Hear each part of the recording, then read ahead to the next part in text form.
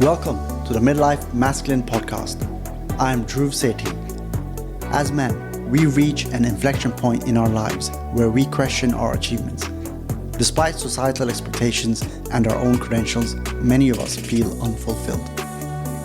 I have lived in 3 countries, built a career in finance, achieved several academic and professional qualifications. But I know there's still more to life, just like most men today. Join me as I invite guests to share wisdom so that we men become self-sovereign in mind, body, and spirit, all with a spiritual undertone.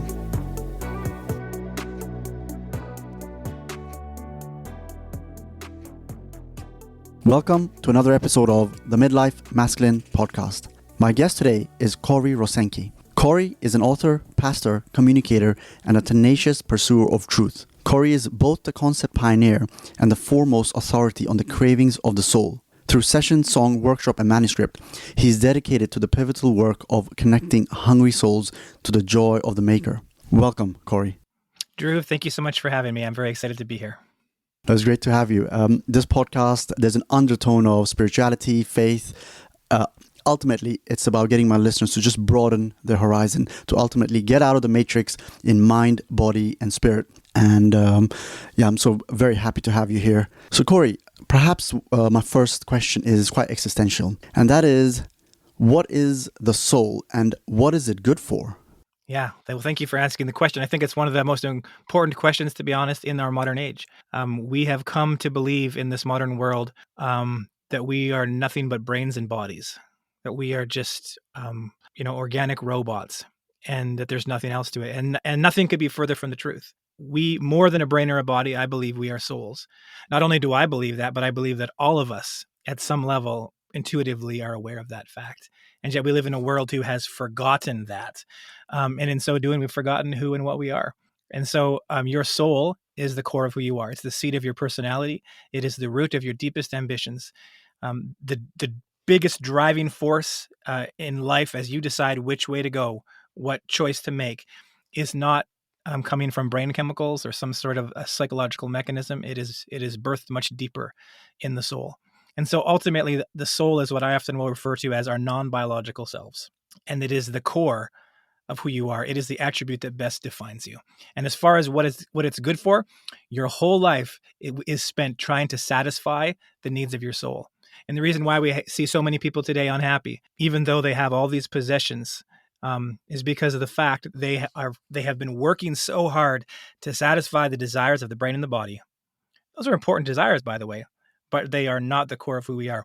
And so they're working to satisfy the brains, the needs of their brain and their body, and our souls are starving to death. And ultimately, I believe that is the reason we see the friction in the world today, because we've forgotten what it means to be human. And do you believe that when the soul enters the body, it already knows what it wants to do, or does it enter with a blank sheet of paper and it's up to us to create our destiny? Yeah, I believe that our souls are the great leveler, in that our souls are looking for the same thing. And that has been, I'm glad you asked that question, Dhruv, because that has really been my deepest desire, and the thing that I want to communicate the most is that you have a soul. Now, most people are going to say, yeah, I know that, I'm aware of that, though they're not living like it. That's obviously the challenge. On one hand, we know we have a soul, and yet we're not living like we know we have a soul.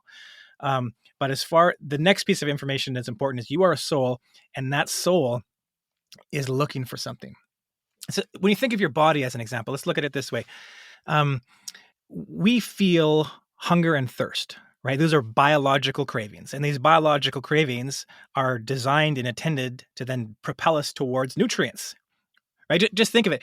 If I didn't have the sensation of thirst, if that biological craving did not exist in me, I would forget to drink water, probably.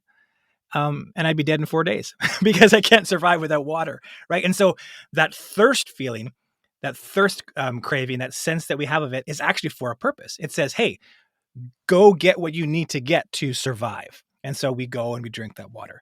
Our souls are the same. Our souls have very distinct cravings. And whether we've been fully aware of it or not, these cravings have been propelling all of us through life and time. I always say every generation, every sexual orientation, it doesn't matter where in history you were born, we're all looking for the same things, and we've always been looking for the same things. It's only when we start thinking strictly biological that we become so divided, right? That things become about racism and sexism, because I look at you and I judge you by how you look, and you judge me by how I look, and these chasms form between us. But in our souls, that is the great link. That is the place we are connected. We are all looking for the same thing. And so when you realize that your soul doesn't just exist, but your soul is the core of who you are, and it's looking for something, it behooves us to finally identify what it is it's looking for, what it is we are looking for. And that is what I'm all about, trying to help people come to that realization and kind of have that light switch. Aha, now I know what I'm looking for. Do all souls ultimately look for the same thing? Yes, I believe so. I believe that's what the evidence shows at its root. Now, we, for example, will look for satisfaction in different places, but we're looking for the same thing. So let me just give you a quick rundown. So I've written a book called The Magnetic Heart of God, Understanding the 5 Cravings of Your Soul. And so what I put forth in the book, of course, in much more detail than we can unpack in a podcast, but is that our souls have 5 distinct cravings. And these cravings did not evolve into being, nor can they devolve out of being. That's to say, we cannot suppress them. They are the core of who we are. And so these 5 cravings are, I'll just run through them quickly. Security is one of them. Every human being on earth needs to feel secure. That's not just a biological craving, that's a craving in the soul. And I break down the security craving into 2 parts. We need to feel physically secure, which is what we often call our survival instinct. And we need to feel relationally secure. That is to say, we need to know that our hearts are safe in the hands of those who hold them. And we can literally be driven to a point of madness if that security fails. So we're looking for security. Every single human being on earth. Identity. It's this craving that no other creature on earth is looking for, but humanity, every single one of us. Again, it doesn't matter your ethnicity, where you're from, what time you were born. We all need to know. I always say identity asks 4 symbiotic questions. Who am I? Why am I? Do I have value? Do I have purpose? And once again, we can have all the security in the world, but if we don't know who we are, we don't have peace. It's part of being human. And then the third one is security, identity, independence.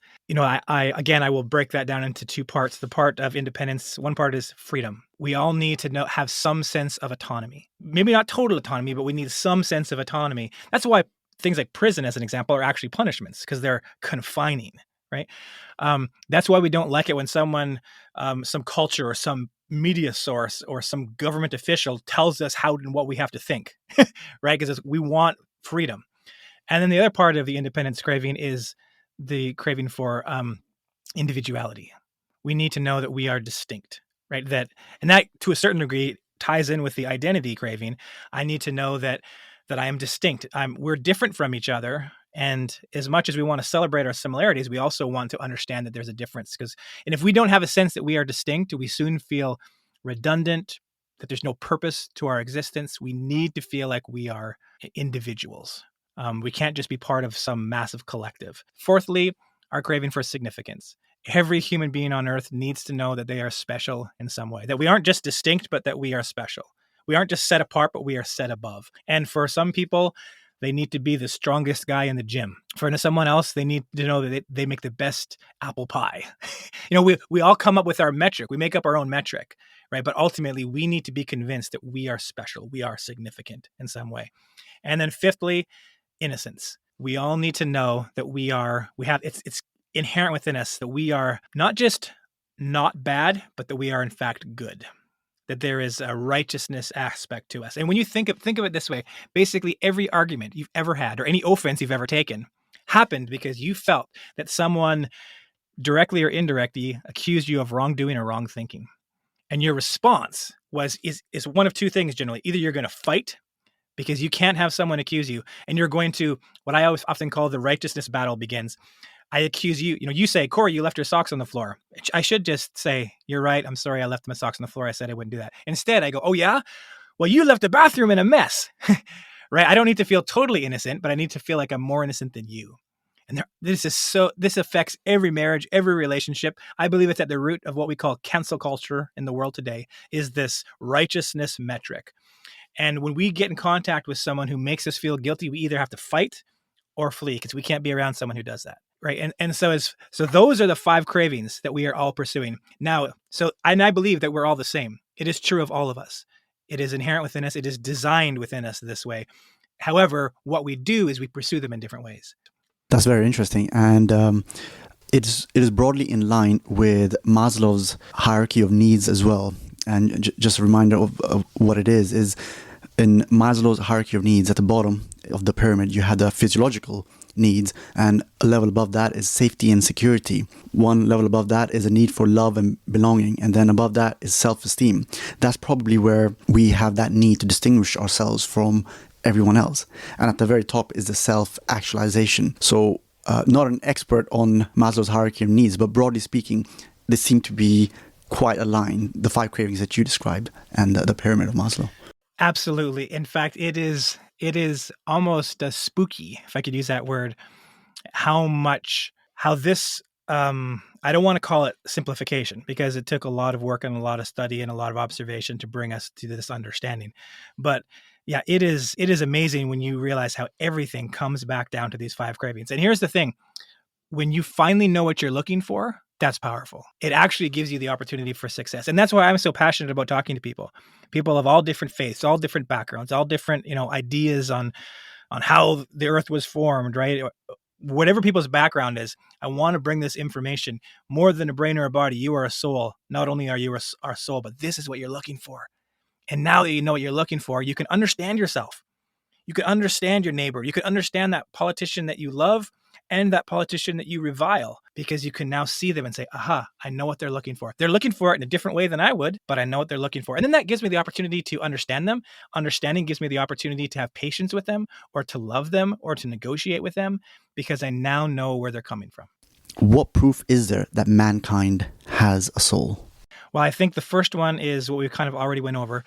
I always say you're your own best evidence, right? In that we all intuitively know that we have souls. C.S. Lewis once said that cravings do not exist unless satisfaction for those cravings also exists, right? And you can give several examples. You can say, well, a baby feels hunger. Well, there's such a thing as food.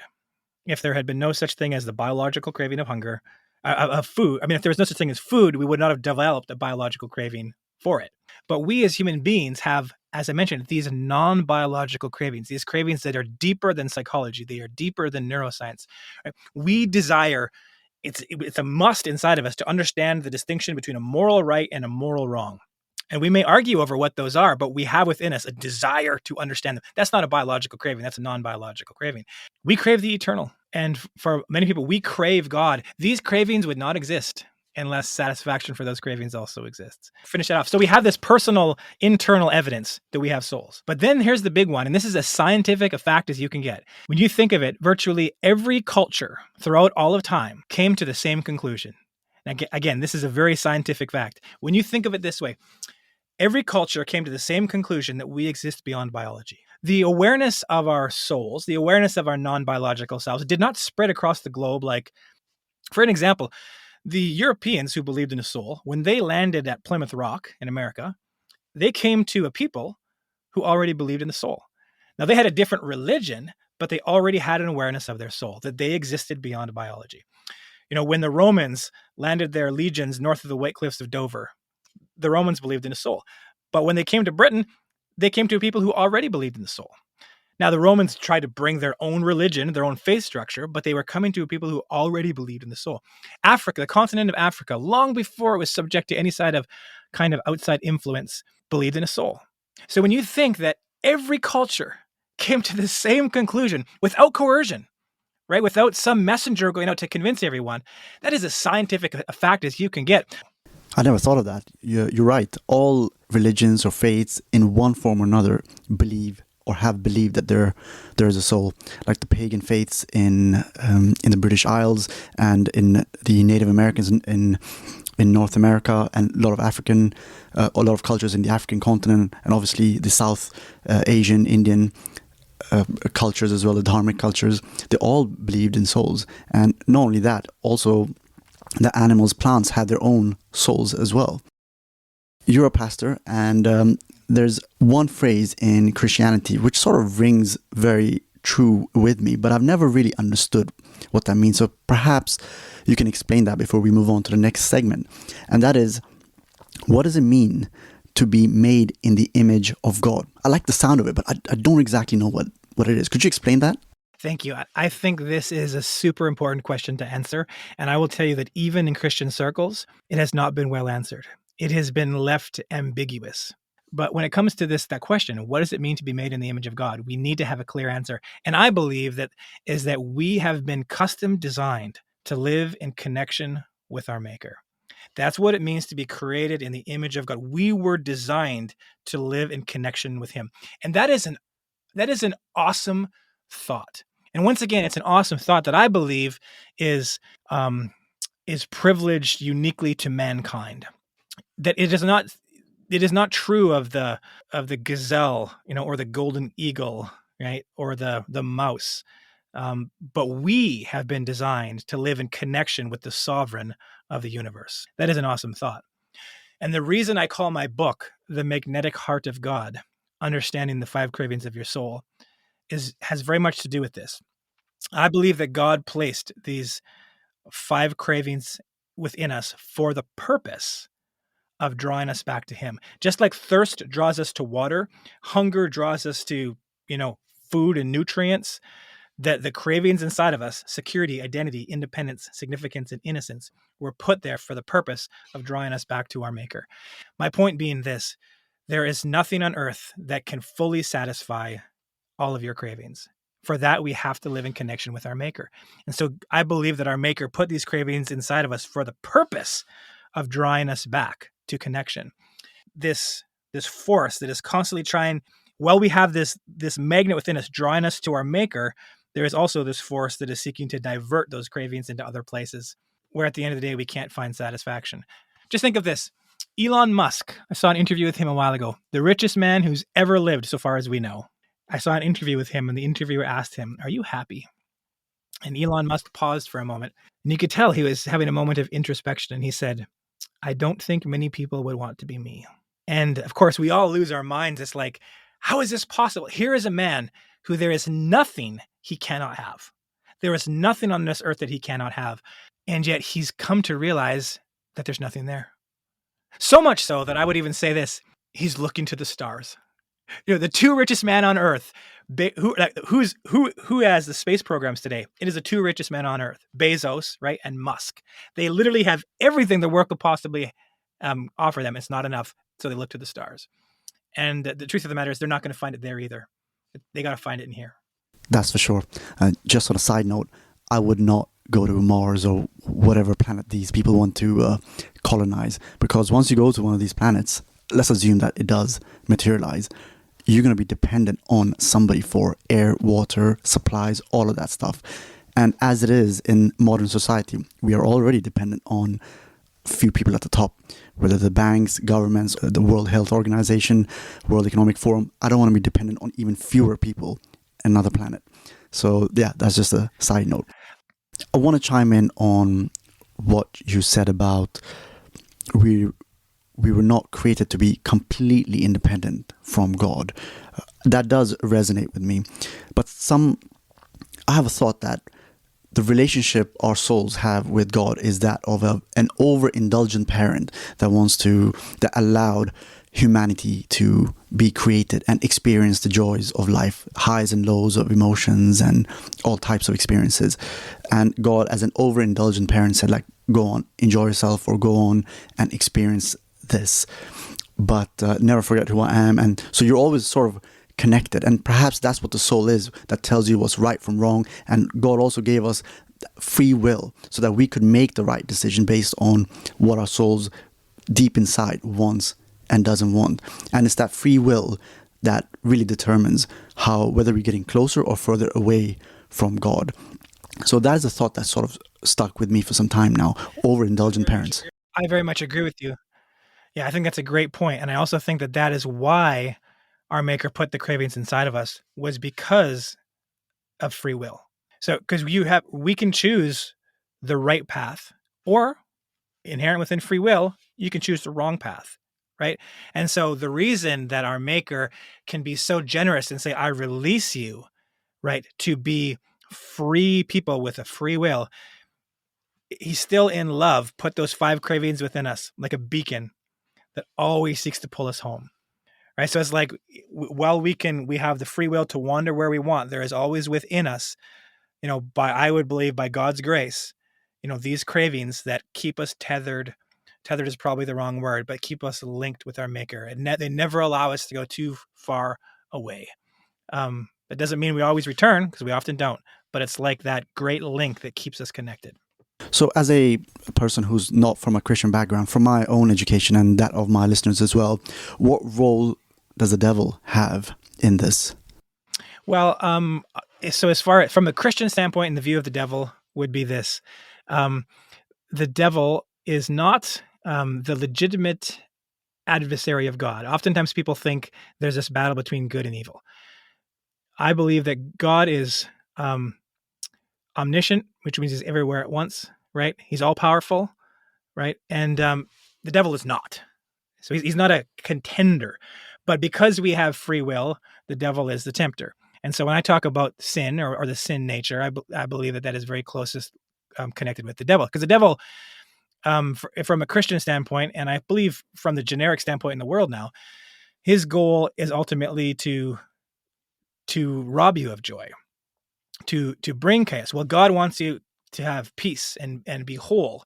Satan plays the role of someone coming in to try to blow that up.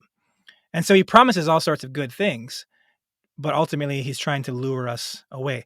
So, I look at it this way. So because you brought that up, we talk about the devil and the Garden of Eden.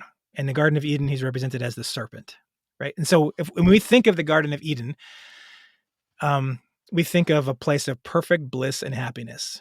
Adam and Eve lived in a state of perfect security. There was no death, there was no disease. They were made in the image of God, strong in identity. They were independent. The scripture says, if you're talking again from the Christian viewpoint, that God released them to steward the earth, and they named the animals. And the scripture specifically says, whatever they named them, that's what they were called. God wasn't micromanaging them. He released them to independence. They experienced significance. They were the apple of God's eye, the crown jewel of creation. And of course, sin had not entered the world, so they were innocent. It was the perfect place. And then the serpent comes in, and what does he do? He says to Eve, did God really say you can't eat from that tree? Right, which I believe is what the serpent or the devil does to this very day, right? Did God really say you shouldn't do that? Did God really say that, running off on your spouse, sleeping around is bad? Did God really say that murder is wrong? He asks these questions. And in the case of the biblical text, Eve answers correctly. She says, yeah, God said don't do that, right? And then he says the next question.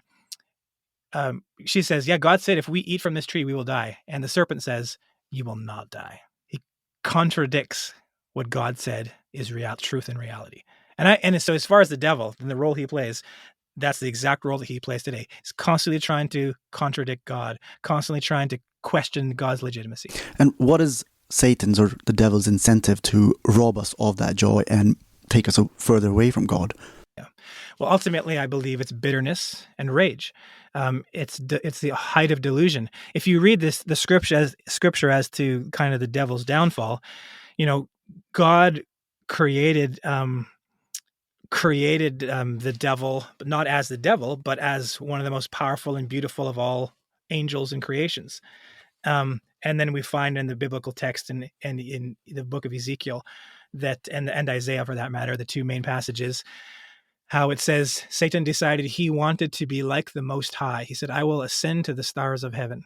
And again, he's not a legitimate contender, right? God's omnipresent. He's all powerful. He's all knowing. Satan's not. He's not a legitimate contender. So he's cast out of heaven.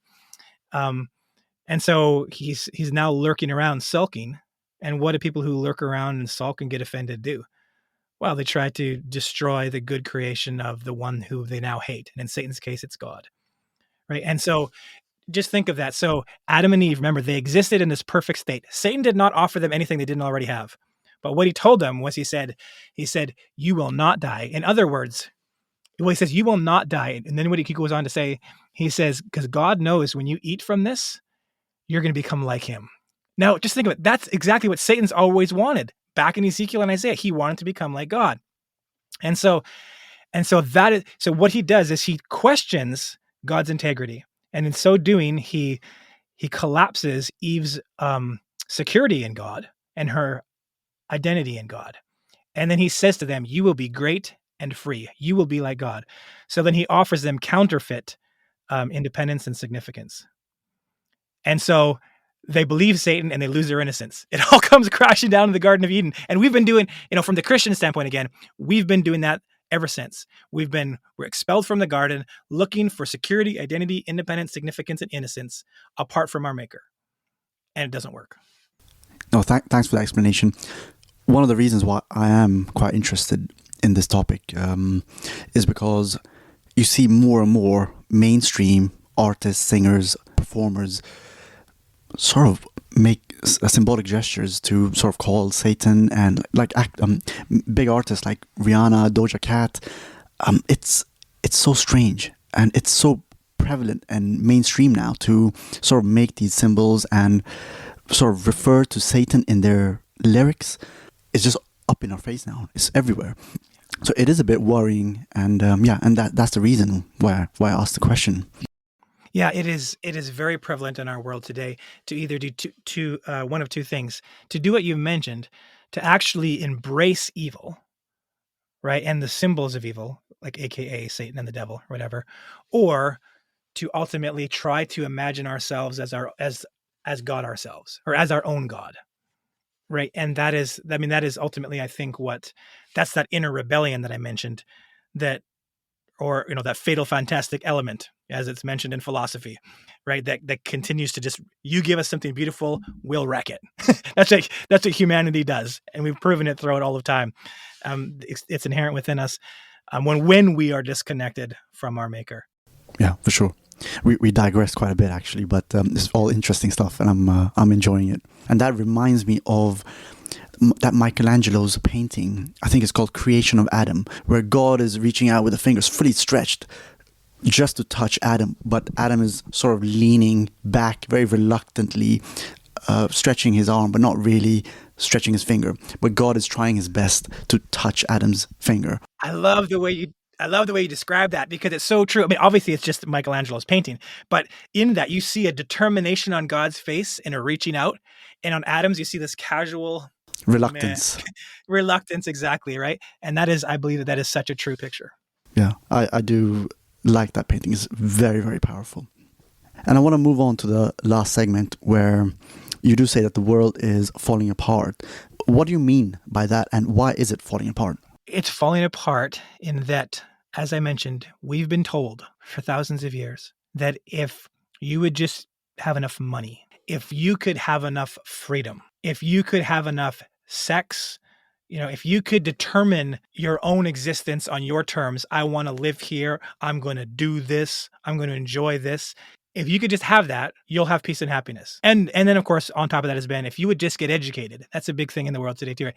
If we could just get everybody, quote unquote, educated, we'll be able to live this Plato-like utopian existence, that Plato always talked about and wished for.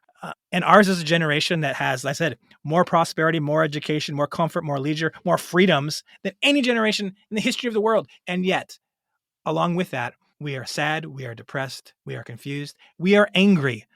There is beneath the surface of our culture this building rage. There's a tension. I can say this, I'm not exactly sure what it's like in Britain, but in America and both the United States and Canada, there is this tension under the surface of culture that is just vibrating. People are frustrated, they are angry, and this in the midst of unprecedented prosperity. Why did that happen? It's because we've been looking for peace and happiness in all the wrong places. We have been looking strictly to the biological. And to your listeners out there, right, I would just, like the prodigal son, and like the father, I'm sure, said to the prodigal son, right, I would just caution you. I'm not saying a diploma is a bad thing. It's a great thing, but don't let it be your identity. Don't let it be the source of your security, because it will let you down. For that matter, I often say this, think of it this way, because our cravings of our soul are non-biological cravings, they cannot be satisfied in biological sources. However, and Dhruv, this is important to make. So even if someone is listening and they're like, you know what, sounds too religious to me, I'm not interested in religion. Let me just take that away for a moment. When you understand the cravings of the soul, you understand what your spouse is looking for.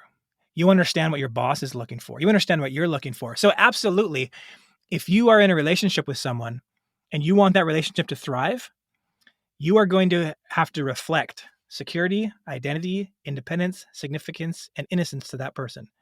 If you're in a relationship with someone and you don't make them feel safe, or if you're making them feel guilty, or if you're making them feel small, that relationship will fall apart. Which is why the cravings of the soul are ultimately why most people want to get married, because they're looking to have those cravings satisfied in a relationship with someone else. And that's the reason people get divorced, because they're like, oh, I didn't get satisfied here, so I'm out of here. I got to go. Maybe this person made me feel secure, but they also constantly made me feel guilty, and I can't live in an environment like that. So if you're wise, you will reflect these cravings to your spouse. You will reflect them in the workplace, because ultimately, if you are in your job and your boss sees you as someone who brings security, identity, independence, significance, and innocence to the workplace, you will climb that corporate ladder. But if you threaten any of those things in the workplace, you'll be out on your rear end, or at least you won't be advanced in the company. So even detached from any type of faith or existential viewpoint, these cravings will revolutionize your life when you realize what you're looking for, what other people are looking for. Yeah, for sure. And on that as well, the need for safety and security, if I was to compare it to the Maslow's hierarchy of needs as well, it's one of the lower needs. And we obviously want to go above that particular need.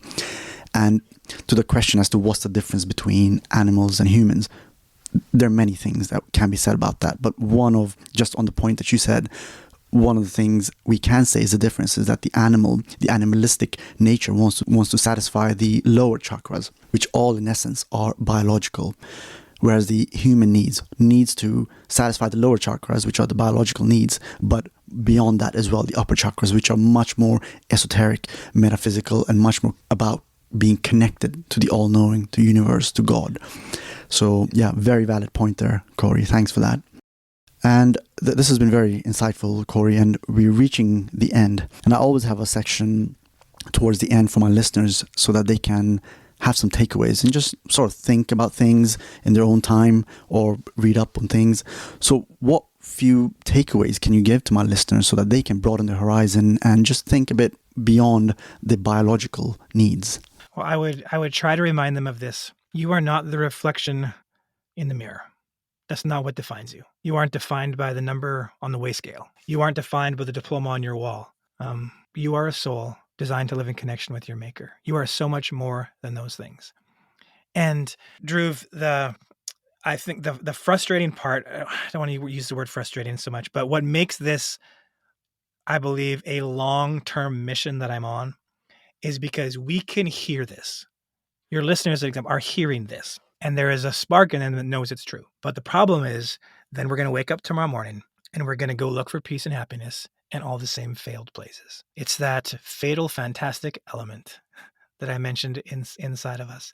And so if I could leave that piece of advice with your listeners, is just to start off by recognizing what you are.